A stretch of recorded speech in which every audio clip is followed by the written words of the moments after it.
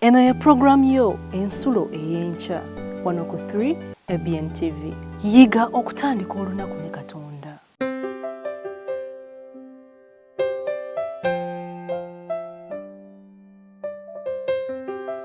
Mbaliriza Mukama waffe abooluganda banyinaze bwenna bampuliriza. Ekyandikibwa kyalo kigenda kuva mu Ngero essula 21 olunywa lwa 31. Waliwo entalo ze tuteekako amaanyi nga tuzirwana, era ng'entalo ezo tetusobola na kuziwangula. Entalo ezo nga tulina asobola ozitulwanira. Ngero essula ya 21 olunywa lwa 31 kyeluva lugamba nti kubanga embalaasi etegekebwa olutalo naye obuwanguzi buva eri Mukama. N'olwekyo bassebo ne bannyabo tetwekooya, obuwanguzi bwaffe tumanyi bulungi nti buva eri Mukama. N'olwekyo buva eri Mukama, ebirala tetwekooya kubanga tetujja kuwangula nga tubitadde mu Mukama, kubanga ye amanyi ebigenda mu maaso gye tuli era alina pulaani ku ffe. N'olwekyo n'obuwanguzi bwaffe bwonna kabuva eri Mukama. N'olwekyo bassebo ne bannyabo mbasaba ekyandikibwa ekyo tukyetwalire, tumanye nti obuwanguzi bwonna tetubunoonyeza walala, naye obuwanguzi buva eri Mukama. Mukama abawe omukisa.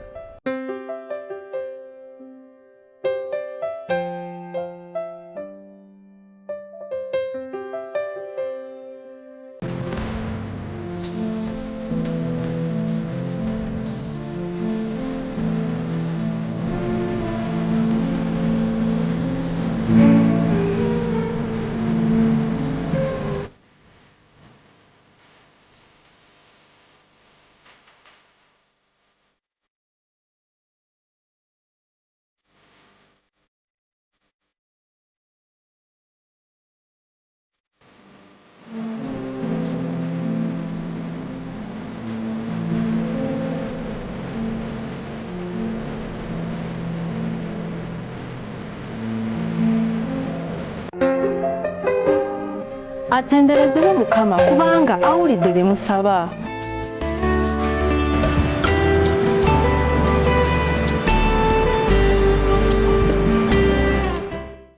Abaana ba Katonda b'omuwendo omungi mbaaniriza nnyo wano ku 3 ABN TV enkya ya leero ey'olunaku olwa Thursday. Nsanyuse nnyo okubanga oli awo ondaba wano ng'omuweereza wo ku lunaku luno olwa Thursday enkya ya leero mu puroguraamu yaffe eno ensulo ey'enkya. Mukama yeebale abayisiza mu kiro, abakuumye, atulabiridde ffenna wamu, erinnya lye lyebazibwe ligulumizibwe. Era ng'olunaku lw'eggulo we lwabadde omuweereza nkyali Atimu Harriet Judith Batuusa, omuweereza wo enkya ya leero mu puroguraamu yaffe n'eŋŋanzi ensulo ey'enkya, nga tuyiga ekigambo kya Katonda, nga tutandika olunaku ne Katonda, nga twagala okuba nga tutambulira wamu ne Katonda waffe. Waliwo ebigambo ebiri mu luyimba bitera okunnyumira nti yimirira ne Yesu, oba weesibe ku lwa Yesu. Oluyimba luno lunnyumira nnyo. Singa tuyimirira ne Yesu mu buli nsonga yonna, ye abeerawo n'okutuwolereza n'otuluŋŋamya n'otutaasa mu ngeri zonna ze tutamanyi. Era ekyokuyiga kyaffe olwaleero kiriko omutwe ogugamba nti si kubala okw'abakugu. Si kubala okw'abakugu. Era tugenda kuwaayo okusaba nga tugenda okusoma ekyandikwa kyaffe okuva mu Bayibuli. Mukama njagala okwebaza kubanga okutuusa kaakano otubedde kyekisa kyoffe obutamalwawo. Twebaza olw'omusaayi ogwayika ku musalaba e Gologoosa, tukwebaza olw'otwagala, twebaza olw'otujja mu kizikiza n'otuleeta mu kitangaala ekijjudde okwakaayakana, era nkwebaza kubanga otukuumidde mu kitangaala. Si lwa maanyi, si lwa buyinza, naye ekisa kyoffe obutamalwawo. Enkya ya leero nkwebaza kubanga otuleese okuyiga ekigambo kyo nate okutandika olunaku wamu naawe. Kyenkusaba Mukama otuwa omwoyo omutukuvu nga tuyiga ekigambo kyo, otuluŋŋamye era nga tutambula olunaku olwaleero lwonna tukusinze tukulabe tuwulire eddoboozi ery'Omwoyo Omutukuvu ng'ayogera naffe mu kuluŋŋamya kwonna.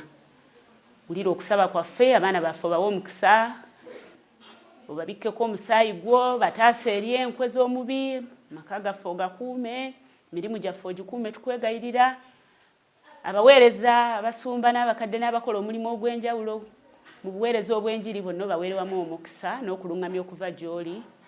Era nsaba ne TV yaffe eno 3ABN ogiwa omukisa okweyongera okubuna wonna obubaka bwa obutwalibwa ensi zonna kuba Yesu Kristo Omukama waffe. Amiina.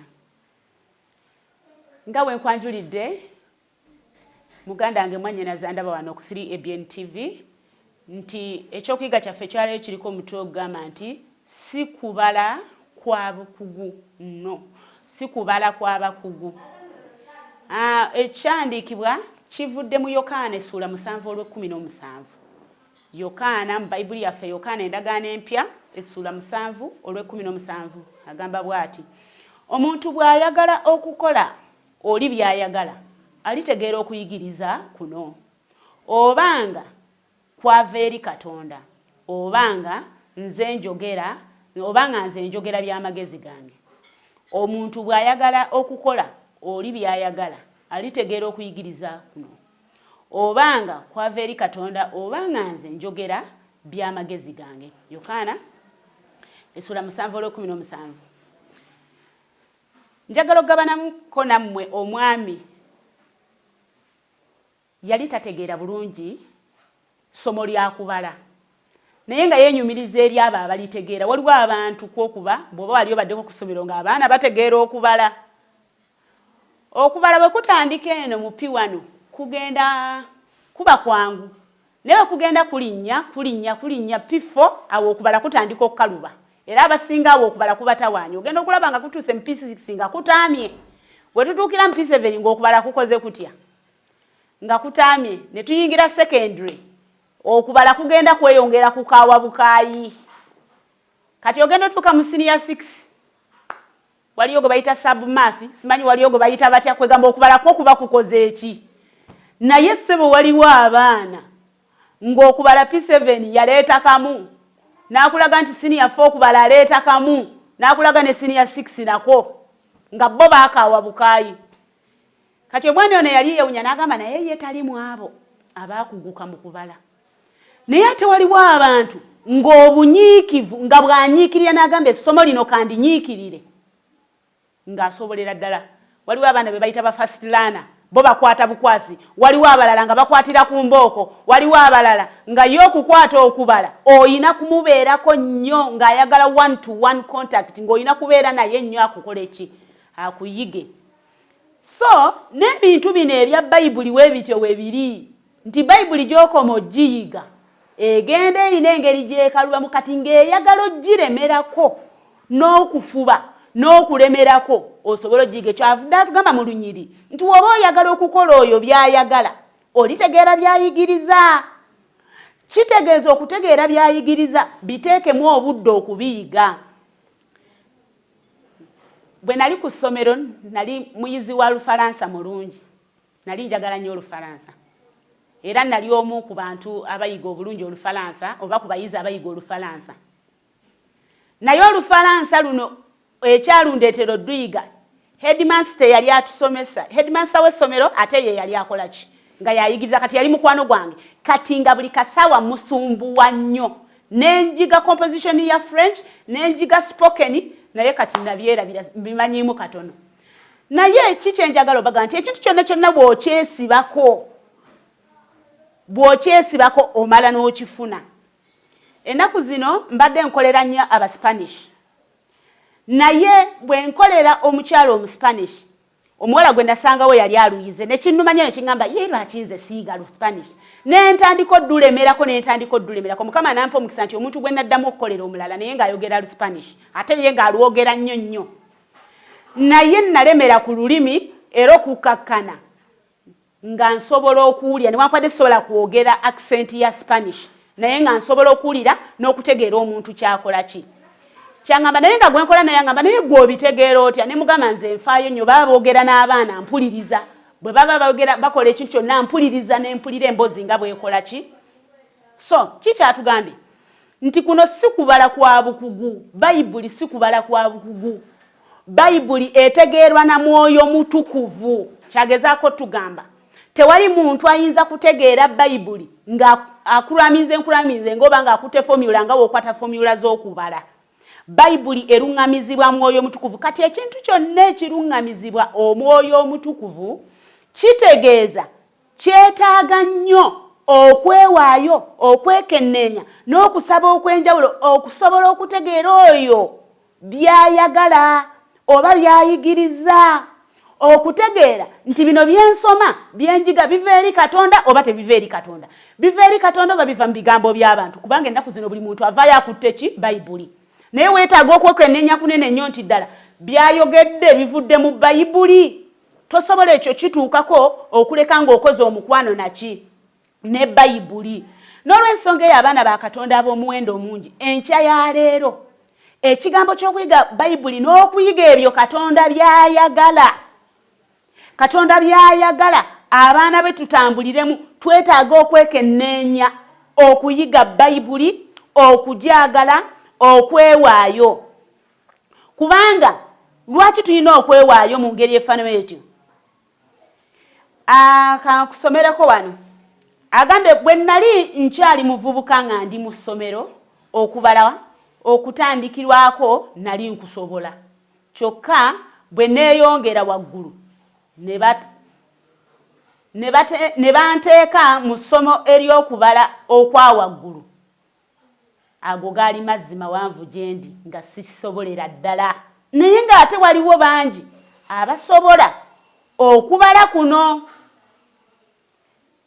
Agamba ebigambo Yesu njagala kino nkimanyi, babitegeera era ne babisiima, so nga kikulu era kirungi.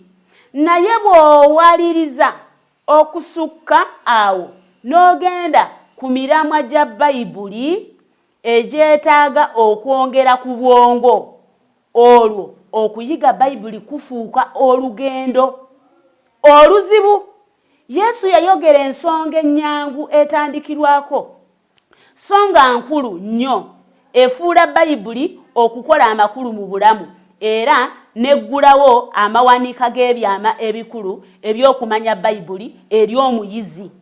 Yesu yagamba nti omuntu yenna ayagala okukola by'ayagala alitegeera okuyigiriza kuno. Kitegeeza bwe tuba twagala okutegeera okuyigiriza kwa Yesu, tuteekwa okuba nga twagala ekigambo kye, nga twagala Bayibuli. Ebigambo bino ebitono biraga nti okutegeera kw'omuntu okw'ekigambo kya Katonda kutandika ku ndowooza ye.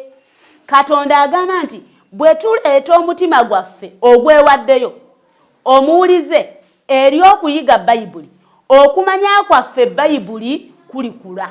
Kitegeeza osooka kwagala Bayibuli, bw'omala ojjagala n'obeera muwulize, kubanga tekikugasa okuyiga Bayibuli ate n'otabeera muwulize eri ekigambo kya Katonda. Nti bw'omala ebyo bifuna, then otandise olugendo era ofuuka omuntu omukugu w'okuyiga Bayibuli. N'olw'ensonga eyo kyava agamba mu Zabbuli 119 olunyiriri olw'okutaano. Ayogera ate Zabbuli 119 olunyiriri lw'okutaano. Dawudi ayogera ku kigambo kya Katonda ng'ettabaaza era musana. Omuntu yenna agoberera omusana mu kkubo ery'ekizikiza amanyi nti bw'agoberera ekitangaala oli tayinza kuva mu kkubo. Bayibuli kitangaala, Bayibuli tabaaza. Nti bw'obanga ogigoberedde tosobola kuva mu kkubo. Omuntu kavuna alagajjalira okugoberera ekitangaala asigala mu kizikiza era n'ekivaamu kwe kubulira ddala. So bwe tubanga twagala okubeera nga tusigala mu kitangaala mu kuluŋŋanyizibwa kwa Katonda, kitegeeza tulina okusigala nga tuyiga ki? Nga tuyiga Bayibuli, nga twagala ogiyiga, nga twettanira, nga tuteekayo ebiseera, tuteekayo omwoyo okulaba nga tuyiga Bayibuli. Bayibuli gy'okoma okugiyiga gy'okoma ogitegeera kiringa omusana bw'obeera ewala ettabaaza ng'oli wala. oba ofuna ekitangala kitono naye gy'okoma okusembera n'ekitangala kyeyongera ne bayibuli bwekyo buli lw'oyongera ogiyiga n'omusana gweyongera okukola kutya okwakira. So n'olw'ensonga eyo nti ebigambo by'okuyiga bayibuli byetaaga okwekenneenya n'okufuba n'okwewaayo. Omutima ogwejja ku Katonda kyangu okusanga bayibuli ng'ekaluba okutegeera ko n'emiramwa gy'ekigambo kya Katonda. Wabula bw'oggulawo omutima gwe eri Katonda ekigambo kye kyakufuuka kiramu mu bulamu. Kiki kyagezaako tugamba nti kassa wejja ku Katonda bayibuli efuukira ddala nzibu. Era kyova owulira abantu abamu bagamba nze bayibuli sigitegeera. Naye bayibuli bw'ogisemberera n'osembeza Katonda gy'okoma okugisemberera gy'okoma okusemberera Katonda n'okutegeera bayibuli. Era togenda kuva mu kkubo ddamu, togenda kubula. Bayibuli kyeva egamba nti mubula olw'obutamanya biki byawandiikibwa. Bayibuli esoma etya? Osanga abantu nga bakkiriza kino, bantu bakkiriza kino. Naye n'obabuuza okisoma wa nange nawulira buki bubulizi. Kwata bayibuli ogyesomere otegeere ky'ogoberera. Kubanga gambye bw'obanga oyagala olitegeera okukola oyo by'ayagala, olitegeera okuyigiriza kwa bayibuli. So bw'ogamba nti Katonda mwagala ate gwe n'okola ebibyo kitegeeza toli ku mulamwa mutuufu. N'olw'ensonga eyo enkya ya leero kiki kye njagala okukubiriza ffenna tubeere nga tuteekayo okwettanira okuyiga bayibuli. Tinewankubadde nnyinza okuba nga sigitegeera naye bwe weettanira okuyiga bayibuli weekanga bwekanzi nga bayibuli ogitegedde buki bulungi ng'osobola okuginnyonnyola. Teri muntu yazaalibwa ng'amanyi bayibuli naye okwewaayo n'okusaba n'obumalirivu gy'okoma okuyiga bayibuli weeyongera okuba ng'okola ki ng'obikkulirwa emiramu emikulu egy'okuyiga bayibuli era togenda kuva mu kkubo lya Katonda. So n'olw'ensonga eyo nga bali abayiga okubala we beewaayo ng'abayiga ekintu kyonna omuntu yenna ng'ayagala okuyiga ekintu kyonna we yeewaayo. Ndaba wano abaddusi ntera okubalaba nga badduka bayita mu kololo ne balinnya ensozi ne bayina obusozi bw'emuyenga kubanga baagala okutuuka ku fayino nga basobola okwekiseringa nga basobola ddala okubeera nga bakola ki be basinga embiro. Teri muntu yenna ayagala kintu n'atakijjaamu mulamwa. Era n'olw'ensonga eyo nti bwe tunaabanga twagala Katonda, bwe tunaaba kwagala okutambula nga Katonda bw'ayagala, tugenda kwettanira okuyiga ki? Okuyiga bayibuli. Tugenda kuba waliwo abantu abansanyusa babeera ne busitiika bwe bagenda babiteeka ku fridge wiki. Naye omukyalo omu yali atugamba n'agamba ye engeri gy'akwatamu ebyawandiikibwa. Buli kyandikibwa akiwandiika n'ateeka ku luggi lw'ekinaabiro n'ateeka ku fridge n'ateeka wa. Kaakati buli lwatunula bw'ati alaba ekyandika kitegeeza ayagala okuyiga Katonda akissaamu obudde. Mu mmotoka ye wano maaso wonna ateekawo busitiika bwa biki bwa byawandiikibwa kitegeeza akiteekamu obudde. Bayibuli yeetaaga kuyiga ng'oluŋŋamizibwa Omwoyo Omutukuvu. Tosobola kuluŋŋamizibwa Mwoyo Omutukuvu nga toyina nkolagana nnungi ne Katonda. Ate enkolagana ennungi ne Katonda eva mu kuyiga bayibuli kubanga bw'oyiga bayibuli n'otegeera Katonda by'akola ki by'ayagala. So n'olw'ensonga eyo nsaba Mukama atusaasire, nsaba Mukama atuteeremu obwangu nga tuyiga bayibuli era atuwe okwagala okuyaayaanira okuyiga bayibuli mu bulamu bwaffe bwonna. Nti bayibuli tuleme kubanga tugisanga busanzi ku Sabbiiti oba ku Sande oba ddi naye nga buli kasaawa ng'omuntu osobola okwesomera bayibuli baleme kukusomera buki busomezi. Beera ne bayibuli yo, abaana bayigirize bayibuli, abaana bagulire bayibuli. Tugenda ne tugulira abaana ebintu eby'essente empitirivu ennyo naye ng'abaana tebalina na bayibuli. So n'olw'ensonga eyo tufeeyo nnyo okubanga tubeera ne bayibuli maka gaffe ate nga si kubeera nayo bubeezi naye nga tufuna ekiseera okugisoma okwekenneenya Katonda agamba ki, ye kino yakiwandiika yali ategeeza ki, ye kino kaakati Mukama ayagala tukole tutya. Abantu bangi bagenda ne beebuuza ne bagamba bannange ebintu bitusobera, bano basaba ku Sunday, bano Friday, bano Saturday. Naye munnange ekikwemisa abasaba ku Sunday ne Saturday bonna bakwata bayibuli. Genda osome bayibuli ejja kugamba ekituufu ky'oteekwa okukola. Abantu bagenda bagamba mu bayibuli mwalimu oli n'awasa abakazi 100 oli bonna baali bantu ba Mukama gisome bulungi weekenneenye we yawasiza abakazi 100 yalina nkolagana ki ne Katonda. wekenenye Bayibuli nawe oyagala okubeera n'enkolagana eyo gye yalimu mu kiseera ekyo kitegeeza oli we yawasiza abakazi 1,000 enkolagana ye yali emaze okufa. So n'olw'ensonga eyo soma Bayibuli ng'ogyekenneenya buli kyolaba kiteekeko obudde lwaki kino kiri bwe kiti ngero omuntu bw'atulawo n'atandika okwebuuza yiye lwaki kino ekimuli kyakula bwe kiti abayiga ebimuli babitwalirako obudde obiyiga abasoma ku binyonyi batwala obudde okubisoma abasiga ku bisolo batwala obudde okubisoma oli n'akuguka mu kusoma ku mbwa ng'embwa asobola okunyonyola ebika by'embwa ng'asobola okunyonyola embwa weetegeera oli n'akuguka mu pusi oli n'akuguka mu binyonyi babiteekamu obudde n'obumalirivu n'okwagala. N'olw'ensonga eyo kyembakubiriza enkya ya leero Mukama waffe ffenna twekubiriza okuyiga Bayibuli tubeere nga bwe tubeera tusobola okuba nga tuwaayo obudde nga twetanira okuyiga Bayibuli. Mukama agenda kubeera wamu naffe era agenda kutuyigiriza tutegeere n'olwo bye tusoma oba bye tuyiga biva eri Katonda oba tebiva eri Katonda. Nsaba Mukama atuweerwamu omukisa kuba Yesu Kristo Mukama waffe. Katusabe enkya ya leero. Kama njagala okwebaza kubanga otwadde omukisa okuyiga ekigambo kyo era ogambye ekigambo kyo yetabaza eri ebigere byaffe. Nkwegayirira nga tutambula mu nsene ey'ekibi otulungamye n'ekigambo kyo ku mirimu otulungamye n'ekigambo kyo nga tukola buli kigambo kyonna katukikola olw'okuweesa ekitiibwa nga tukulemberwa ekigambo kyo.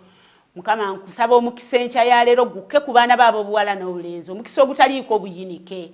Nkwegayirira Mukama otambule wamu n'abaana bo ku mirimu gyabwe yonna gye banaaba bagenda abeekozesa batambulira mu bidduka. Nkwegayirira Mukama obukuumi bubeerewo eri obubenje otaase olokole Mukama abasigala waka nabo bakuume babikkeko omusaayi gwo.